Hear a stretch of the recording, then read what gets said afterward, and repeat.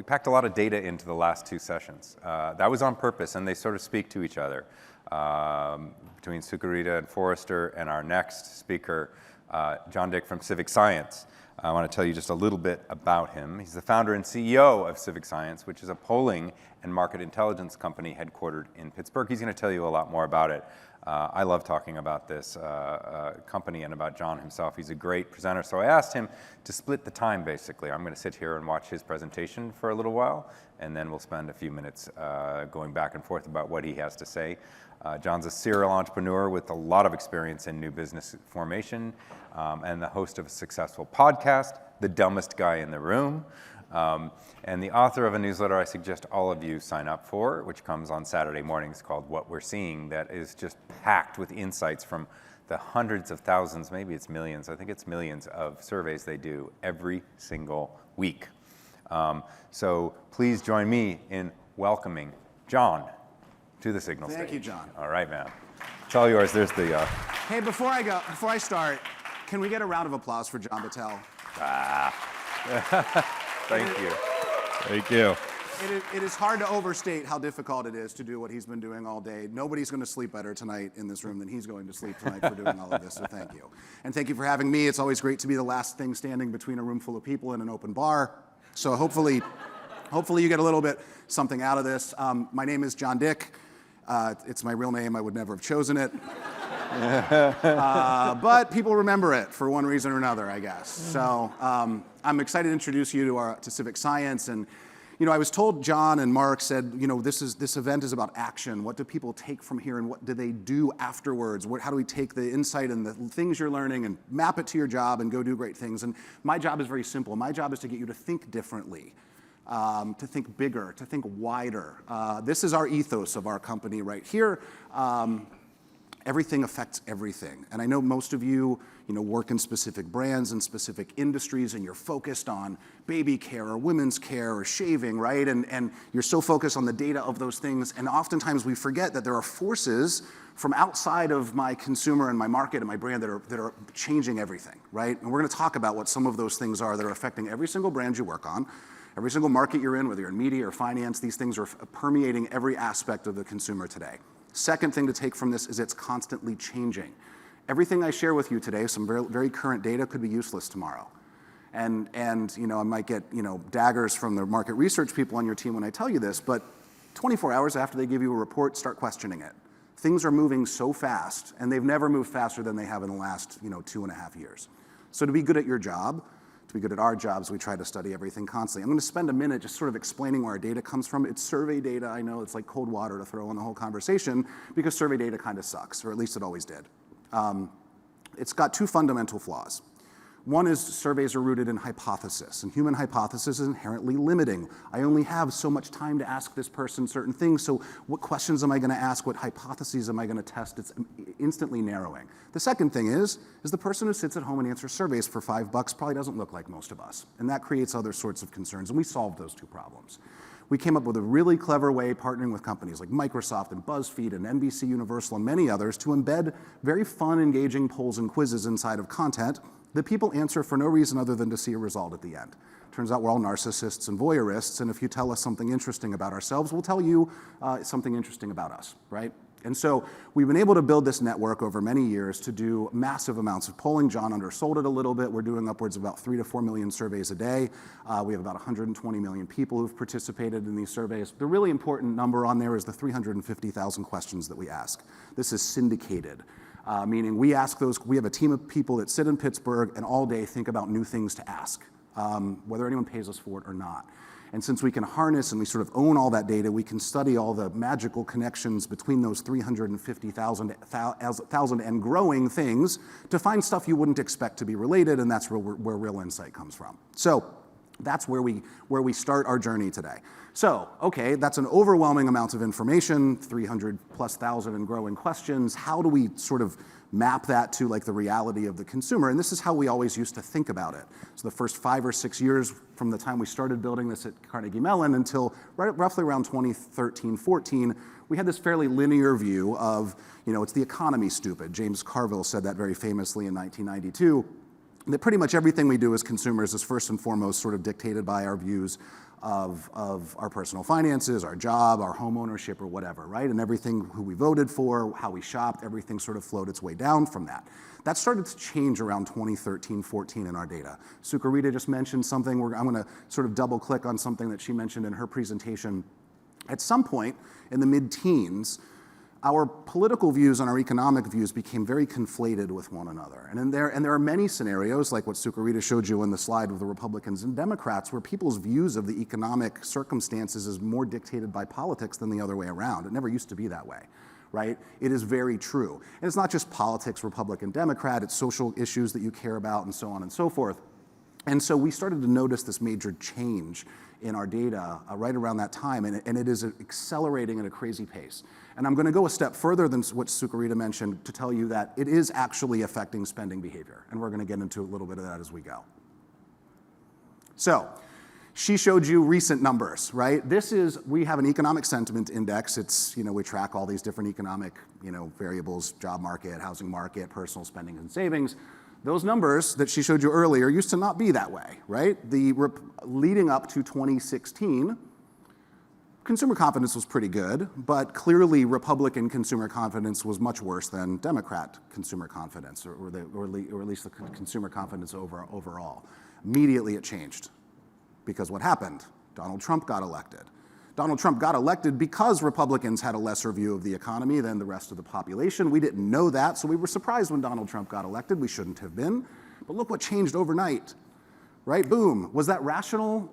Maybe, maybe not. But and had people's financial lot changed overnight? No, but their sense of hope and fear changed, right? And yes, again, maybe that's not rational, but we're going to show you that it actually changed some behaviors, and that's why we pay such close attention to this.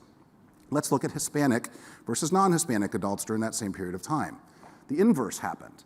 Hispanics, the day Donald Trump got elected, their consumer confidence plummeted.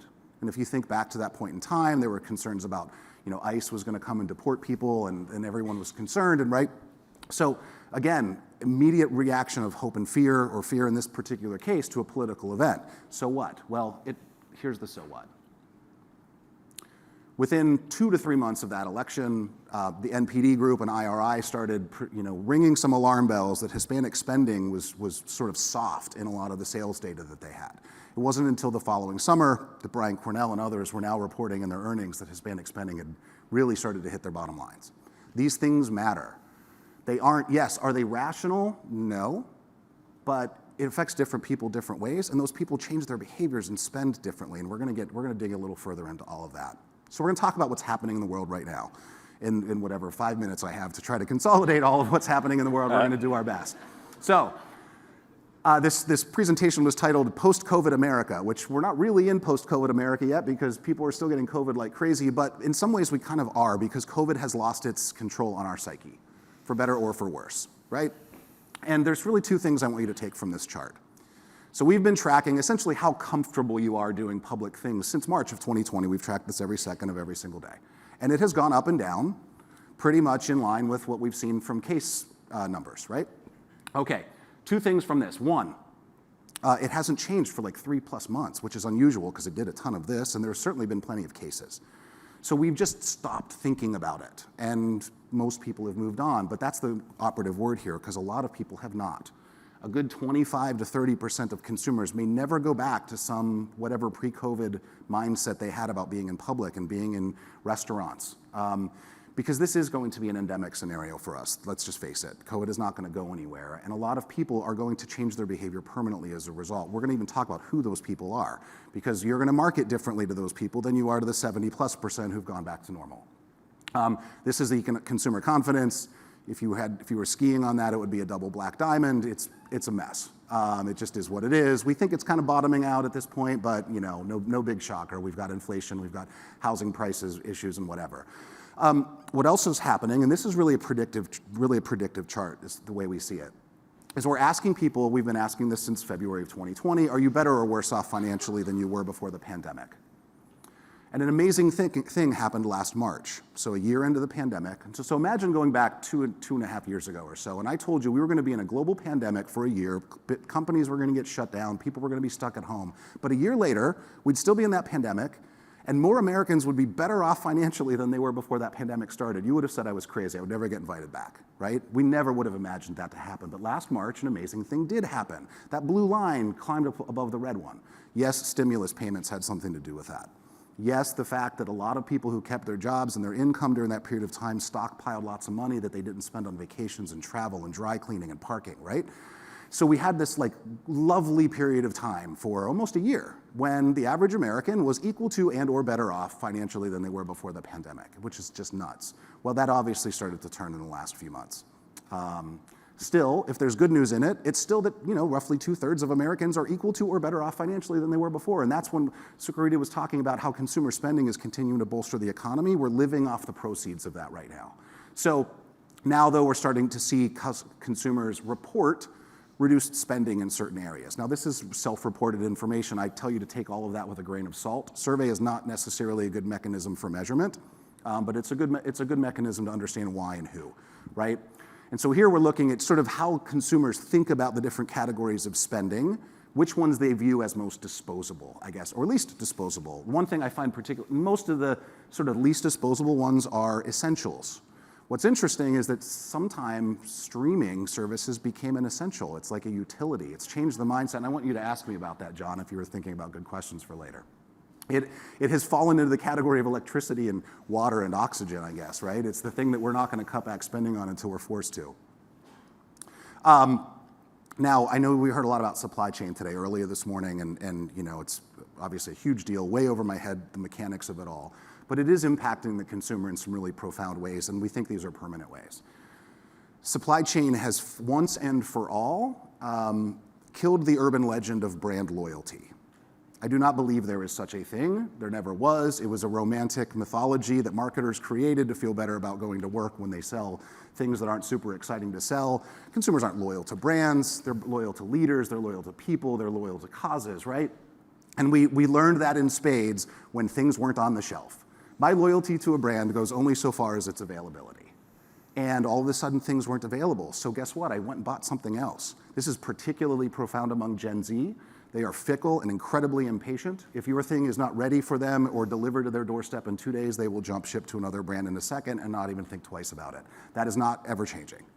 The pressure is on brands, particularly blue chip brands like most of yours, to continue to earn that commitment. We're not going to call it loyalty, but we're going to call it a commitment to continue to use your products, right? And this is a huge, huge ongoing trend of COVID. We've also seen, and I know this is might be an unpopular thing for me to have to say out loud because I know a lot of speakers have talked about this issue already. When inflation is up, concern for non-monetary things goes down. It is what it is, right? What I would take from this chart is that there's still a large percentage of people that even in the worst financial circumstances do place a high value on things like DE&I and sustainability and the like. You need to talk to that group of consumers differently than you do to the ones whose strength of attitudes about those things wane in tough economic times. I call out the LGBTQ+ community in this particular chart because that is the group of Americans who vote with their wallets more than any other. And so when their concern for some of these social conscious issues are declining, it's happening to everybody. And that's the key point. None of these numbers, we do not live in a monolithic culture. You all know that. That's why we do segmentations and all of these sort of fancy research things. We live in a very clear bifurcation of culture. One, the rich have gotten richer. It's like, and the gap of Americans between the haves and have-nots has gotten wider. Women have had a significantly disproportionately negative impact from this pandemic than men. We do not talk enough about that as a culture. It is a tragedy. Financially, women were more likely to leave the workforce at the beginning of the pandemic. Often they worked in this kinds of service jobs that weren't available. They still make 80 cents on the dollar compared to men, which is really effed up, but it is what it is. And when choices had to be made about who's going to stay home with their kids, when schools shut down, it wasn't a coin flip, right? And that's not even half the story. The bigger story is the mental, physical impact that the COVID has had on women, disproportionately to men. Drinking, smoking, weight gain. The pressure of dealing with the pandemic, worrying about your children. Oh, by the way, you have to take care of your aging at-risk parents too, right? Like this burden has fallen on women in a massively disproportionate, unfair basis compared to men. We have to fix that. well, I know digital, Mark mentioned earlier today that digital is you mentioned it's not a thing anymore. I'll go a step further and say it's oxygen, right? Digital, there's nothing that isn't digital. And one of the biggest trends that we've saw coming through the pandemic is that digital is not a young person game anymore. Older Americans adopted digital platforms at an unbelievably fast pace because they had to. They were the most at risk, they had to stay home, they were the biggest Luddites, and they learned like, hey, that was kind of easy to do and it was a much better experience than I thought it was gonna be. That is not toothpaste that goes back in the tube. We're huge believers in the future of home health tech as a result, because that was the one thing like, wow, I don't have to go to a germy doctor's office anymore to have my blood pressure taken or whatever, while you guys could always do that at home. Huge post-COVID trend, not going anywhere. And then sort of, this goes back to what Sukarita mentioned earlier, the effect of political tribalism on all this is so incredibly pervasive. We saw it in spades during, COVID really exacerbated so much of this. One side of the political aisle was less cautious than the other one. That manifested itself in behaviors. Lowe's outperformed Home Depot for the first time in the second quarter of 2020 because Lowe's stores are generally in rural to more suburban areas, and Home Depot stores are in suburban to rural, urban areas, which is where political proxies sort of play themselves out. People returned to Lowe's faster because people who lived around Lowe's were less cautious about COVID. And I got a million examples of that we can talk about. And so, bringing it all back together, sort of what this means to brands, tying these things, political tribalism, demographic, psychographic, fears about inflation and concerns. And so back to Sukarita's quote, chart and my other chart, Republicans are more concerned about inflation. Republicans have a more negative view of the economy, right? It is changing behavior. They are less likely to spend in certain categories, and they have certain brand affinities in those categories, and those brands are going to perform differently than others. Yes, you can say, oh, you say something and you do something different. The data's proving this stuff out, and it's going to continue to prove itself out. If you're not thinking about the political, socio-cultural, psychographic of your consumer, I hope you are. I'll give you the benefit of the doubt that you're thinking about that when you think about marketing and messaging. You are not thinking about it enough. It is more important in many ways than demographics. It's more important in many ways than income. It is the thing, because of the culture we live in today, that is driving more consumer behavior more prominently than just about anything else that we study. So with that as a backdrop, would love to talk to my friend John. Yeah. Thank you. Thank you, John. Well, yeah, absolutely. We don't have that much time, unfortunately, for questions, but I have a couple. I mean, there were a few. We're very close to it. Yeah. Okay. Good. There were a couple that came to mind. And the first one, I even wrote down the slide number, 14. It's the one where brand loyalty was questioned. And I was like, oh, this room's not gonna like what he's saying. I would say that this company, P&G, is built on that. And it starts with the products and the job to be done and all of that. But I do believe that there's a sense that there's true commitment to it. So can we unpack that a bit? Like, is it, I can understand how you're not loyal to a brand if it's not on the shelf and I need to go use the other, whatever happens to be on the shelf. But is that a moment at which loyalty switches, or is there really no loyalty? I mean, I think it's a little bit more, loyalty is such a strong word, right? It's a deep emotional connection to something. And I'm just cynical, frankly, about it, because, and I think what we're seeing is the quickness with which people will jump ships. I mean, if my wife was that loyal to me, and when I don't know, developed the dad bod I have now 15 years ago, like she would have, there's a different connection, I think, a visceral connection you have with loyalty. I'm a huge Gillette, I've only ever bought Gillette razors my entire life, right? And if I lose one in a hotel like I do every 2 months, I go back and I buy another one. Yep. Why? Because I have 15 Gillette razor blades in my house that are interoperable with it. Is that loyalty or is that Stockholm syndrome, right? Like, I mean,